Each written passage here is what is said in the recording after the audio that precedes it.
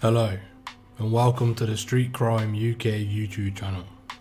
Please don't forget to like, comment, share and subscribe. Today we look at a case of a notorious gangster who, when police raided his house, had bullet holes in his bedroom wall and 2 firearms hidden underneath his mattress. And this was just 2 months after being arrested for being part of a dangerous criminal gang which raided an elderly farmer's home and shot him twice during the process. Craig Reynolds was described by the judge as having quite an outrageous nonchalance to violence. Or in other words, he was someone who was very calm and relaxed around such serious crime.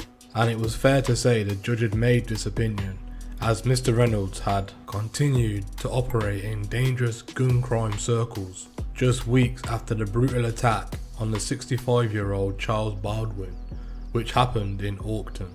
Mr. Reynolds, who was 36 at the time, was one of at least 4 men who stormed the West Lancashire home that belonged to Mr. Baldwin.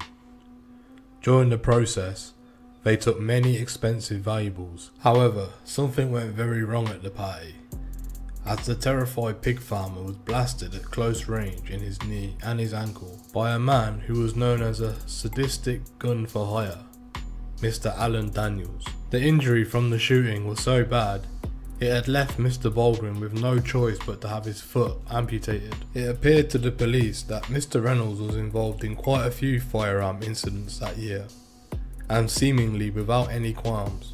The second firearms offence was discovered in a bizarre set of circumstances, when Mr. Reynolds had turned up to the Kirkby ambulance station with what was reported to be a gunshot wound to his hand. Mr. Reynolds had claimed he'd been persuaded to get into a car to talk to a man, but moments later, whilst inside the car, a different unknown rival gangster had suddenly climbed inside and armed with a loaded gun. A fight had taken place before Mr. Reynolds explained he was shot during the struggle. The erratic nature of his story and the mentions of guns left medical staff with no choice but to alert the police in case the gangster who Mr. Reynolds had spoke of decided to come back and cause him or the staff more serious harm.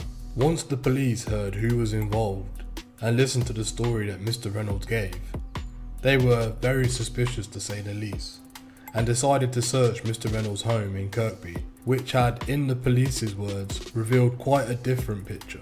Inside his bedroom, blood was found splattered on the door, and 2 guns were found underneath the bed mattress. There was also a bullet hole that was found in the bedroom wall. Mr. Reynolds now decided that it was probably a good time to try and change his story. He told detectives that he had been home when an armed man had turned up at his house in a very violent manner, and explained how the gun had gone off whilst he had tried to disarm him. The 2 guns that were found were 9mm semi-automatic pistols, one of them a Kimar 92, which had been adapted to discharge noxious gas and liquid. Mr. Reynolds' barrister had explained to the court that before the brutal armed robbery and the shooting which had took place in autumn, Mr. Reynolds, who had only ever been charged with a burglary, had never served a custodial sentence in his life, and it is quite frankly unbelievable that he had become involved in this type of offending. However, Judge Graham Knowles QC told Mr. Reynolds, "You chose to live a two-faced life.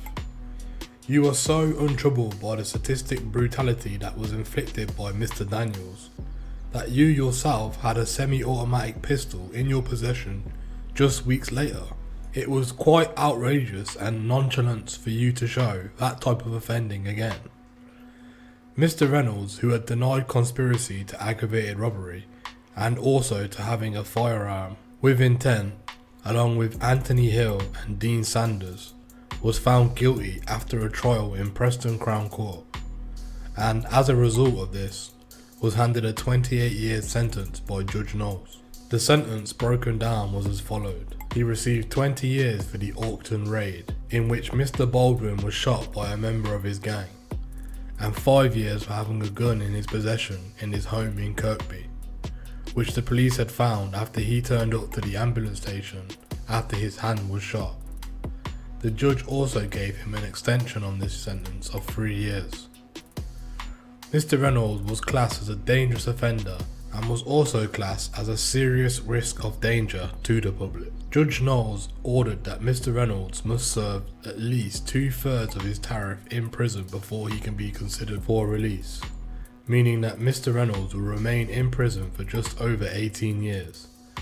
If he's able to complete all the necessary courses and convince the parole board to release him in the future, he will be, at the very least, aged about 54 when he becomes a free man. Judge Knowles also said that Mr. Daniels and his accomplices had caused appalling and wholly unnecessary suffering to two decent and very innocent people, Mr. Baldwin and his partner, Patricia, who were both brutally terrorized in their own home. Mr. Baldwin has described how it is unclear how many men entered his bungalow on his home farm on the back lane. The only person who he could be sure was there was Mr. Daniels, but Mr. Baldwin had recounted that all the people that were there were wearing gloves, hoods and balaclavas. Mr. Baldwin also remembered that each robber had his own gun, and every gun was loaded. The gang had announced their arrival at the countryside farm on the evening of July the 28th, 2019, by shooting at the summer house where Mr. Baldwin was sleeping after a day's work, blowing the door off and shouting, "Get out or we'll shoot you out." Further details were revealed in the court that one of the gang had warned Miss Mazzell, who was Miss Baldwin's partner, that "we're gonna shoot you, love," and the gun was placed on her foot. Mr. Baldwin was twice shot during the robbery, once in his knee and once in his ankle. This was due to Mr. Daniels not being happy with the speed of him complying with his demands, and also appearing unhappy with the quantity of loot that was apparently available to steal. The gun was repeatedly bashed into the pig farmer's teeth, which the ringleader, as Mr. Baldwin remembered, had took great delight in. This was before Mr. Daniels had ripped out the phone lines before the gang left, leaving Mr. Baldwin barely unable to talk as well as without a phone. Mr. Daniels warned the couple not to ring the police for an hour before issuing another chilling death threat. Mr. Baldwin was told that if he or his partner rang the police before the hour that he had been instructed on, that someone would be back to shoot his genitals off. Mr. Baldwin, who had lived and worked as a farmer, had required 19 different operations at 3 separate hospitals, all in a bid to try and save his foot over the last 2 years. He has not been able to walk since the brutal raid on his home. Mr. Daniels, who was also from Kirkby, had pleaded guilty to conspiracy to commit aggravated robbery, possession of a firearm with intent, and wounding with intent to cause grievous bodily harm. Mr. Daniels was denying any involvement in the crime for a considerable period of time.